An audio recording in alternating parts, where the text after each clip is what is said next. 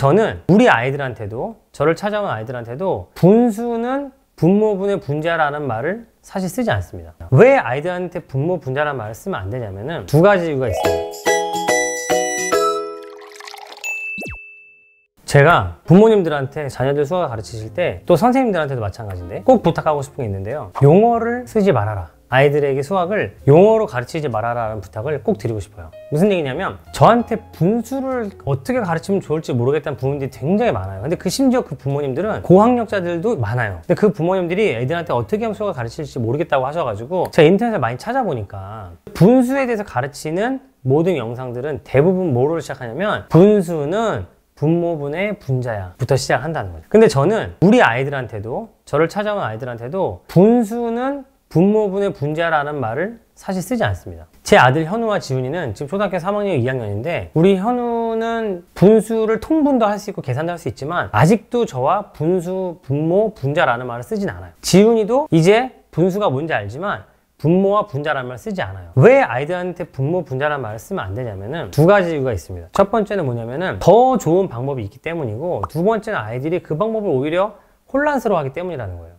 첫 번째는 뭐냐면은 장 피아제라는 유명한 발달 심리학자가 있어요. 이분이 얘기한 게 뭐냐면은, 인지 발달에서 가장 중요한 것 중에 하나가 뭐냐면 적절한 수준의 인지 부조화가 발생을 하고, 그 인지 부조화가 극복됐을 때 아이의 인지 발달이 계속된다는 건데, 이 인지 발달 단계는 어렸을 때만 하는 게 아니고요, 유초등 시기부터 성인까지 계속 이 인지 발달이 계속이 됩니다. 근데 무슨 얘기냐면은 인지 부조화를 적절하게 일으켜주는 게 오히려 인지 발달에 굉장히 도움이 된다는 얘기예요. 예를 들면 우리가 그렇게 어떻게 하고 있냐면, 어렸을 때는 이거 이렇게 얘기를 해요. 그런데 조금 더 크면 우리가 뭐라고 하냐면 동그라미라고 얘기를 해요. 그리고 나중에 그걸 뭐라고 하냐면 우리는 그거를 원이라고 하죠. 그리고 원을 나중에 어떻게 부르냐면은, 원은 어떤 자취의 방정식이라는 범위에 우리가 포함시켜주는 거예요. 우리가 교육을 연구할 때 용어를 사용하는 거는 이런 발달 단계를 따라가야 한다고 저희는 생각을 하고 있습니다. 그래서 어렸을 때 쓰는 용어랑 커서 쓰는 용어들이 달라지고 있어요. 우리가 아이들한테 자, 분수는 분모분의 분자라고 하면 아이들한테 그 기회를 뺏는 거이고요, 어렸을 때는 동그라미라고 하는 아이들이 생활 속에서 쉽게 대할 수 있는 그런 것들을 용어 대신 사용을 해주고, 아이들이 그것을 충분히 받아들였을 때 거기다가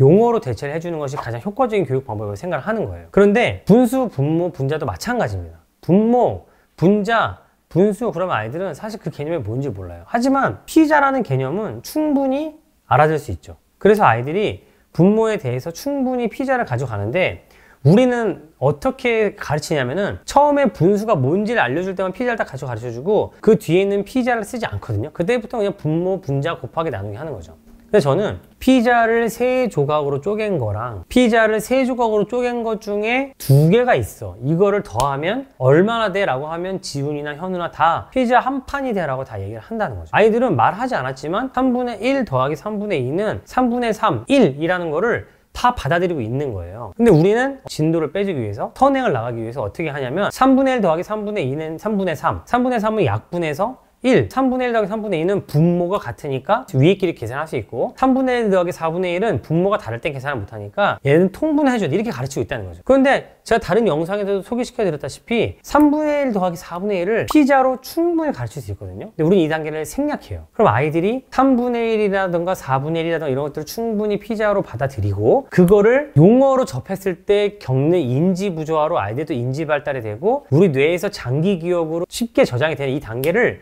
우리가 빼앗고 있는 거예요. 두 번째 뭐가 있냐면, 현우는 아직도 3분의 1, 4분의 1 가르쳐주고 하면은 아직도 헷갈려요. 분모, 분자, 분수? 왜냐면은 문제를 많이 풀어보지 않기 때문인 거죠. 그럴 때는 보통 부모님들, 선생님들이 어떤 방법을 택하냐면 반복 학습으로 그거를 헷갈리지 않도록 만들어주는데 주력을 해요. 그렇지만 3분의 1이나 4분의 1 하는 동안 아이가 이해해야 되는 개념을 이미 놓치고 아이는 연산만 하고 있다는 거죠. 아이들한테 수학은 뭐가 된다? 노동이 된다는 거죠. 그렇게 하고 나서 피자를 가지고 3분의 1이 왜 12분의 4와 같은지, 4분의 1이 왜 12분의 3이 될 수 있는지, 그런데 왜 분모가 다를 때는 왜 똑같이 12로 만들어주면 계산하기 쉬운지, 그거는 피자 12조각이라는 같은 피자 조각 안에서 계산할 수 있기 때문에 이제 3조각과 4조각 더 할 수 있게 되는 거죠. 아이들이 이런 개념을 가진 다음에 아, 이게 통분이구나 라고 하면 아이들 헷갈리지 않아요. 근데 우리는 그 과정을 뒤집는 거죠. 이 모든 일은 왜 벌어지는 걸까요? 여러분 이제 눈치채겠지만 이 모든 과정은 우리가 진도를 빼려고 하기 때문에 일어난 일입니다. 집에서 충분히 연습시키고 고민하고 학원에서 토론하는 그 시간을 우리는 가질 수 없어요. 왜? 진도를 빼야 되기 때문에. 이거를 학원이나 학교에서 충분히 개별적으로 학습시켜주기는 어렵겠죠. 그래서 우리가 집에서 부모님들이 공부를 하시고 이걸 아이들과 함께 토론하고 고민해보는 시간을 가져야 된다는 거예요. 제가 지금 말씀드리는 것들이 사실 어려운 내용이 아니에요. 근데 어렵게 느끼시는 건 뭐냐면 우리 어른들도 그렇게 배우지 않은 거예요. 그래서 저는 영상을 만들 때 이런 내용들을 전달하고 어떻게 아이들에게 용어 없이 설명할 수 있는지, 고등학생들이 공식 없이 문제를 초등학생식으로 풀어낼 수 있는지를 계속 강조를 하고 있는 겁니다. 저는 여러분들이 저와 함께 공부하시고 아이들 가르칠 때 꼭 용어 없이 적절한 인지 부조화를 발생시키면서 인지 발달 단계를 밟아가면서 공부를 시키셨으면 좋겠다는 바람입니다. 우리 아이를 용어 없는 수학, 공식 없는 수학으로 똑똑하게 만들고 싶으신 분들은 구독, 좋아요, 알림 설정.